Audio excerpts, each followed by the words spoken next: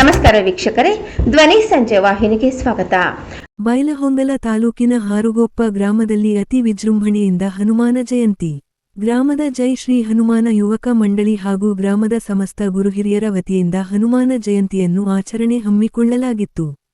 ಗುರುವಾರ ಏಪ್ರಿಲ್ 2, 2026 ರಂದು ಬೆಳಗ್ಗೆ 6 ಗಂಟೆಗೆ ಶ್ರೀ ಪತ್ರಯ್ಯ ಸ್ವಾಮಿ ಹಿರೇಮಠ ಅವರಿಂದ ಹನುಮದೇವರಿಗೆ ರುದ್ರಾಭಿಷೇಕ, ಪೂಜೆ ಕಾರ್ಯಕ್ರಮ ಜರುಗಿತು.